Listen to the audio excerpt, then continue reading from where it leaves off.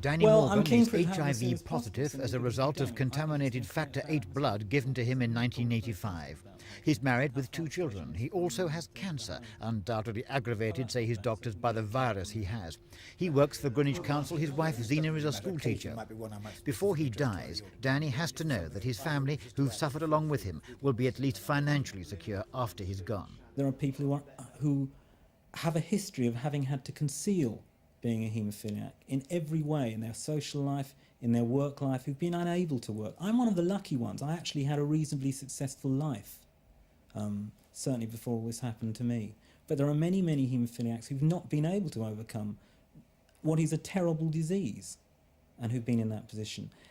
And now they find not only can they not verbalise or talk to anybody else about the terrible situation they find themselves in, but they find that they were offered something which was a control for a terrible disease, which was offered to them by the National Health Service and which they took in trust, because you don't believe that the National Health Service is going to give you something which basically stands the chance of giving you something like this. And they took it. And they now find themselves in a situation where what they've had is a poisoned chalice, a poisoned apple, that they are now sitting on a time bomb of death.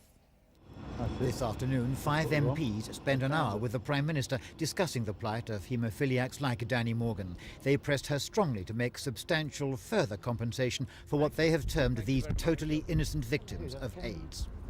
So we asked for that there should be no needs test in that way, that it should be a lump sum.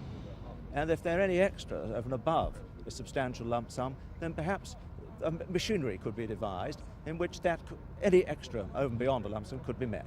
What kind of figure did you ask the Prime Minister? Well, we didn't actually mention any figures, but we certainly said we looked for something far more generous, if the word generous can be used in respect of what is happening right now.